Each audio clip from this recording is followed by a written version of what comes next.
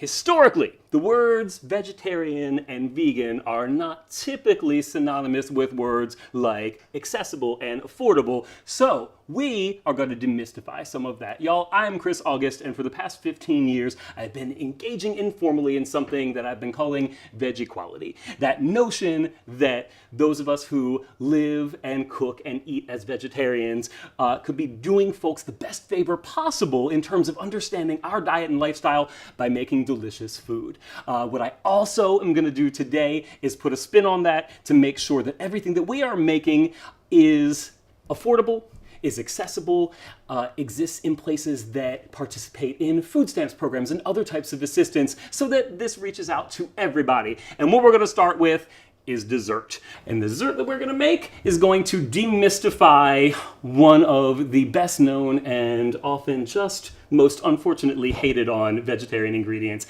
and that is tofu. So we're going to make it the base of something delicious and sweet, and that is a chocolate tofu mousse. So what we've got here are 12 ounces of dark chocolate chips. Something that people do not realize about dark chocolate is that in the wild, on its own, it is not a sweet product. It's very bitter. So what we're going to do is we're going to add to that a couple of tablespoons of maple syrup. And we've got this on a double boiler because another thing that we've got to watch with our chocolate that it's going to want to do here and there is seize up. I'm going to give that just a moment. I'm going to be checking in on this every few seconds, but what I'm also going to do is rig up my topping, which is really simple. Just a few strawberries. You can use any kind of berries. Also, if you have some extra fancy fresh ingredients, some fresh mint, some lemon zest, things like that also go beautifully on top of this guy. But I'm just going to get these guys quartered. They're going to marinate in a little bit of balsamic vinegar, and that's going to be more than enough to top this. So we get those off, go back over here, make sure that everything is looking good. We're going to continue mixing in the chocolate chips. What you want essentially is for all of the chocolate chips to just barely be retaining their shape, right? There should be some fluidity to it. It doesn't need to be soup. It doesn't need to be hot chocolate over here, but it needs to start losing that structural integrity a little bit. I'm going to come back over, going to get these strawberries quartered up. And what we're going to do is as soon as that chocolate is ready, we are going to throw it into the bowl where we've got 16 ounces of silk tofu. It is so important that you get your tofu right. What I'm going to do right now is take advantage of that little bit of time that we have left and just get this tofu looking a little less like a blob and give it a little creaminess. What you'll also want to do is tofu, because it's a soy product, is packed in liquid, and that is the soy liquids from the actual beans. Leave that in there. It's going to increase the creaminess of the mousse. So our consistency is going to be sort of just this side of scrambled eggs. It's fine for it to be a little lumpy because the chocolate's going to take care of a lot of that. Speaking of the chocolate, I feel like we're at a good spot with this right now. It's all together, but it's not seized up and solid. But as soon as you get it into the tofu, it's going to want to get good and solid, so time is of the essence. So we're going to whip really fast as soon as all that gets in here. So after a few good stirs, you'll see that everything's starting to come together. We're getting an even color that's starting to occur in here. So we just keep going. You can also use a hand mixer on this. You can use an immersion blender. I've done it a lot that way.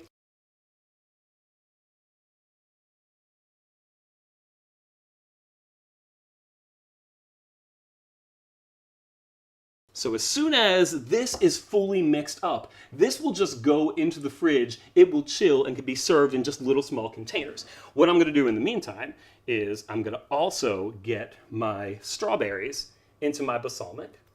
All the strawberries are going to marinate in this balsamic vinegar. They can marinate for the entire time that your mousse is chilling. This is totally ready to go into the refrigerator, so we're going to put those into chill. Then we're going to come back and we are going to rework a vegan version of shepherd's pie.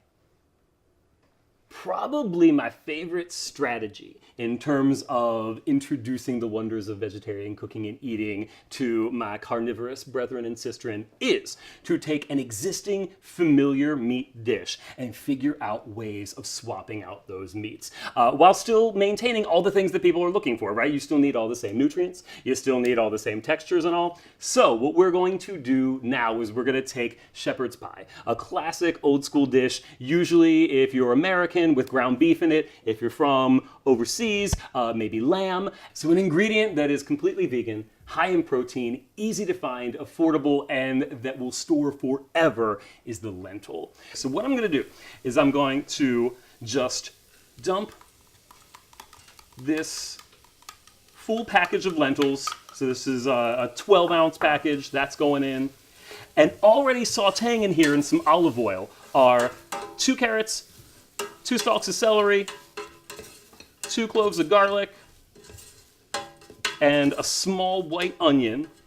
And those are just going to simmer for just a few seconds. And then going to add about a cup of veggie stock to that. And that's going to create just sort of that soup-like base. The nice thing about shepherd's pie is that, like pot pie and other things like that, it takes an old favorite, the soup or the stew, and then it puts a lid on it, which makes it even more delicious, right? So these guys are going, the lentils, the veg. Speaking of the lid, what we'll do, and I'm just going to let those cook a few more seconds before I throw that broth in, is we've got a small butternut squash that's been cubed up, about quarter-size cubes. That's going to go into this small pot, because that's going to be our roof for the shepherd's pie. I'm going to hop back over here, because I think that my lentils are now ready to receive their broth. So I'm going to pour that in. So if you live somewhere, or it's a time of year where butternut squash is not accessible, for whatever reason, this can easily be swapped out with sweet potatoes or Yukon Gold potatoes. The nice thing about butternut squash is that you get a lot of nutrients. There's, there's vitamin A and C that you don't get in some other things. However, the sweet potatoes will also take care of that. Another nice thing about having something like the sweet potatoes or the butternut squash is that something we don't always think about, especially for cooking on a budget, is very quickly cheap food starts to look institutional real fast. Color makes a huge difference. Even just having something in the orange family rather than shades of white and brown really change how we engage with the food. So the lentils are getting good and soft in this broth, as are the veggies. So I'm just going to let them sit for a few more minutes. They're going to do the rest of their cooking in the oven when we put everything together in the casserole dish. But that can't happen if we don't have some squash, so we are going to whip this up. Really nice thing about something like butternut squash is that if this is all you have, if you are not making the rest of the shepherd's pie, if you don't have any of the other ingredients, whatever, if this is what you got, then you can still make a dish completely unto itself. Butternut squash whips up really well. It broils super well. So this guy on its own will be pretty much the cornerstone of a meal. However, today, his job is to be the hat that these lentils wear, so we're going to whip them up. And the almond milk is also helping with that, so I'm just going to go ahead and see how it does with a little bit of mashing.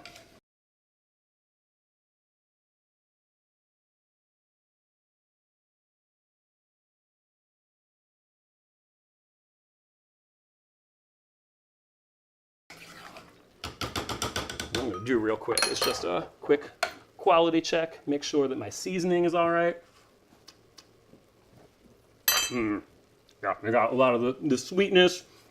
You can tell all those natural sugars are coming out from the heat. You're gonna give it a little more salt, a little more pepper, and that's all it's gonna need. So I'm gonna come over here. I'm gonna get everything out of my way. And we're just gonna put our foundation, our lentils and our veggies down into the casserole dish. And what you're seeing right now, that amount of broth, you see how it's not really soup-like, it's not flowing all over the place. That's where you want it.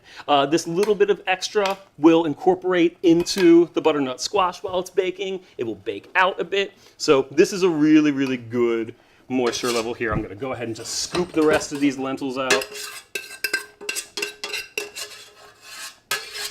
And then we're just gonna cap it off with the butternut squash that is already so excited about being on top of this that it is trying to get out of the pot right now. So we are going to facilitate that. And just look at like the gorgeous colors, the way that the color of the squash plays off of the carrots. Like this sort of tone-on-tone fall colors is just really perfect for a season.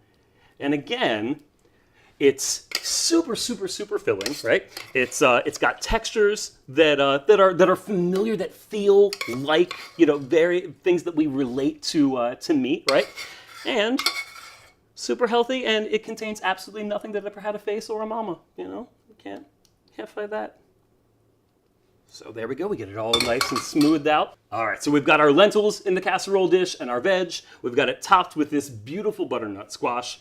They are all gonna mingle their flavors. They're gonna spend about 10 minutes thinking about what they've done in a 400-degree oven.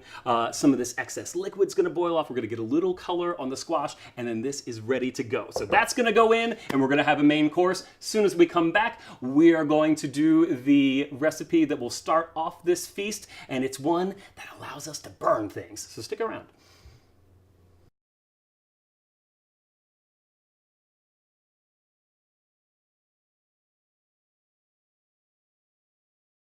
Especially when you're cooking on a budget or with any other sort of restrictions, right? Like, so cooking things that don't have meat in them. It's really, really nice, kind of a favor to do yourself, to create dishes that have some sort of element that seems fancy, no matter how easy or accessible it might be. So something that I've stumbled upon recently that I'm madly in love with is topping things with oils. Oils are super easy to make. You're just infusing things, but it adds this extra element that just seems kind of extra, just seems cool and a little more. So what we're going to do for our soup course is a creamy potato dill soup topped with a charred citrus oil. How fancy does that already sound, right? But it requires nothing more than things that you can find really, really easily, and no more techniques than you can do with things right in front of you. So let's get that started. What we're going to do is we're actually just going to start right off with, I think, the piece de resistance. We're just going to take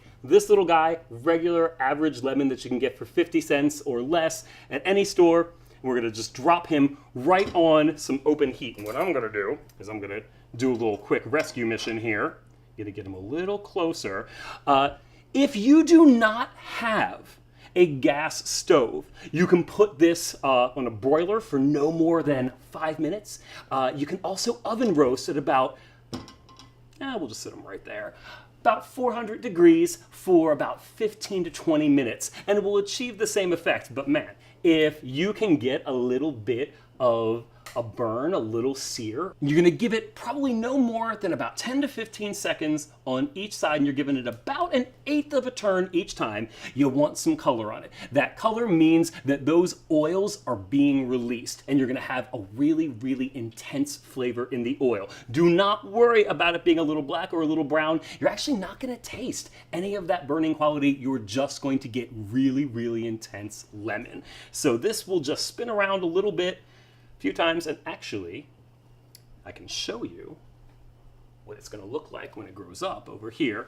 Just again, just a nice sort of blistering all around the outside.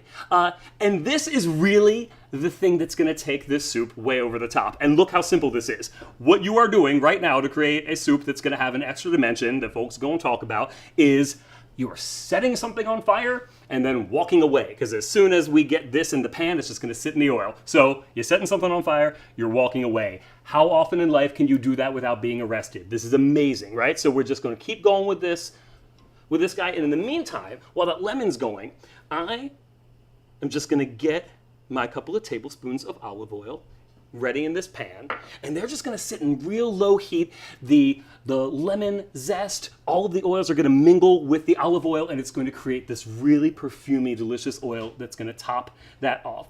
So a thing that I have found, right, because we know that food is equal parts science and magic, right? What I have found, and I'm just going to go ahead and pull this guy, because we're going to use this fellow in just a second anyway. What I've found is that food kind of works in a certain progression, right? So this is a soup that's going to have a fresh element. It's going to have the dill in it, and that's always the thing that seems to hit our palates first.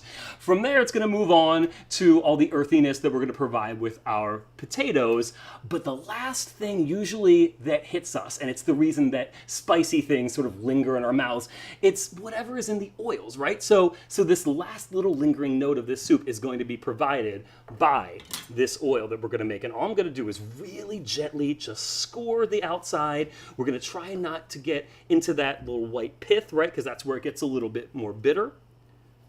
And I'm just going to get as much of this rind off as I can, because that's got all those really nice oils I'm just gonna throw this in here. I'm gonna turn it down low enough so that that sizzling is gonna curb. And this will just sit and steep for the duration of cooking the rest of the soup. And this is gonna be what will top that off. Now, speaking of the soup, what I have going on in here is I've got a medium white onion in a little bit of olive oil, along with 2 cloves of garlic. Those have already been sauteing up. So what I'm gonna do is I'm gonna add to them some potatoes. My potatoes are already ready to go in. I'm just gonna give you just a real quick rundown on what that looks like. All right, and this is just gonna be basic small cubes. You know, it doesn't need to be any more than 1/4 of an inch, because remember, this is all gonna be pureed. So what you want is for the potatoes to cook enough that they're real tender, so they're gonna get a really silky texture after you puree them. And they're gonna look like this, so I'm just gonna dump this about 2 pounds of Yukon Gold potatoes in here. We're gonna get them sauteed up. You can certainly add other seasonings. I'm just gonna do salt and pepper because I really wanna highlight that fresh dill that's about to go in. Dill and potato is just one of those really classic, outstanding combinations. And what's nice, especially when you're omitting the meat from something, relying upon flavor combinations that are familiar really helps go a long way, so that the people you're serving, you know, don't sort of have this idea that, oh gosh, what I'm eating is clearly not food. Because it is. So creating something familiar is really nice, and then building off of that. So our potatoes, our onion and garlic are sauteing up. So I'm gonna move this heat up just a little bit so that we can throw in our veggie broth. Now, when we talk about, you know, being vegan or vegetarian, you know, the word lifestyle comes up a lot. And what we really mean when we say things like that is that this is something that really does affect the way that we live. After a while, I sort of learned to plan my life as someone who is cooking and eating veggie and vegan. What I do is, whatever ingredients I use during the week, whatever's left over, Sunday is usually my stock day. So if I've got potatoes, if I've got an onion, if I have some carrots, some greens, some fresh herbs, they all go in a stock pot in enough water to cover them, and they boil for an hour. You drain everything out. So if you have, you know, if you have a system in place like that, where you have the raw ingredients to create broth, that's really nice. But you can find lots of really good bouillon, some demi-glace, so the stuff that, you know, that comes in like the better than bouillon containers and all that, as well as liquid vegetable stock. All really good. And that's what I've got, is just a liquid veggie stock going on in here. Since this is going to be a pureed soup, we want it to have a little bit of creaminess, so we're going to throw in some almond milk. And now, all we need to do is throw in our dill, which is going to bring just this bright earthiness. And like I said, any additional seasonings, potatoes take lots of seasonings really well, dried thyme and parsley. But I feel like I want something that's going to brighten this up, because this is kind of a heavy dish. It's potato soup. So the dill is perfect for that. It's bright. It's got a little bit of a citrus character going on in it, which will call to the lemon oil, which is nice. And I feel like it's just sort of, if you could taste the smell of summer, right? Like fresh cut grass, that's what dill brings to this. So it's just a nice contrast for everything. So we're gonna let these guys just chill, do their thing. Well, they're not gonna chill, they're gonna do the opposite of chill. They're going to boil, they're gonna bubble, they're gonna come together. And meanwhile, we'll just see how our lemon oil is doing. I feel like the lemon oil is at a place where I'm gonna pull it off of the heat and just let it continue steeping its flavors into the oil. And now we're at a place where we can puree the soup. So we're gonna get everything, all of our stock and our almond milk, our veggies and potatoes,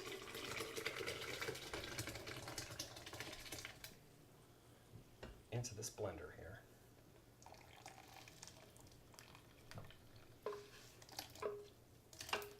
Try and get all your bits. This is flavor happening in here, y'all.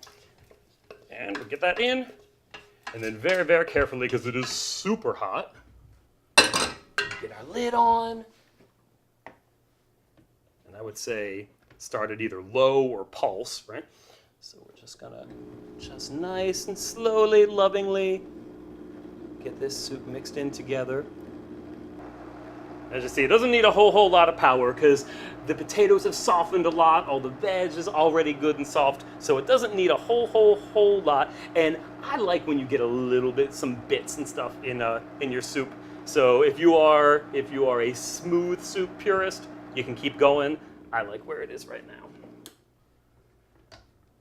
So this, yeah, we still got a few little floaters on top, which is how I like it.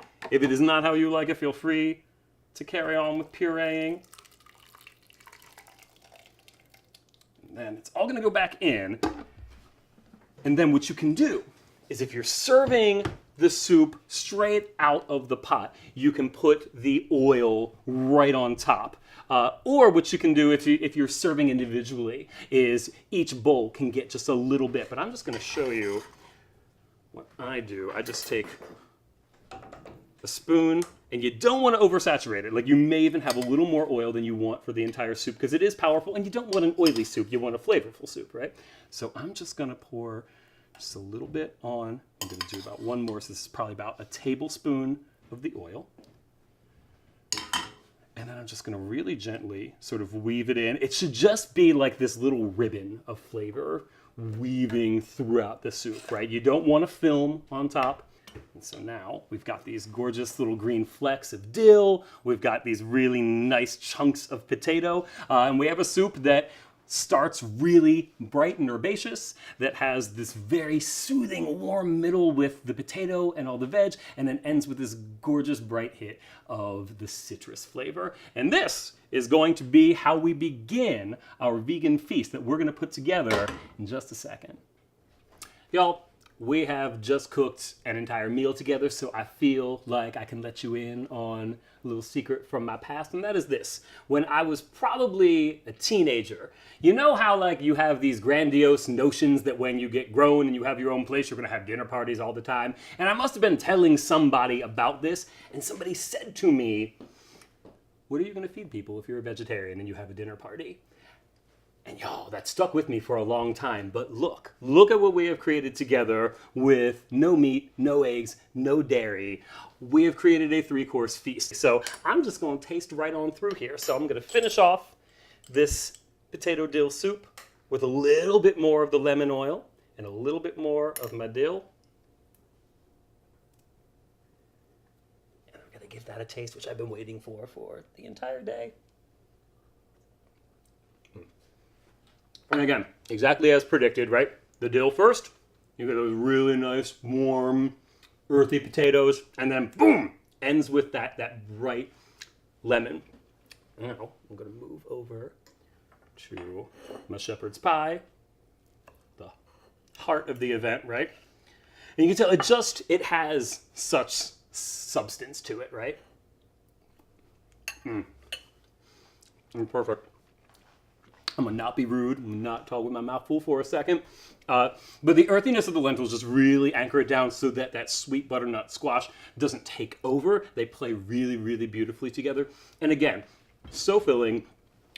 Never have I served this to someone who asked me where the meat was.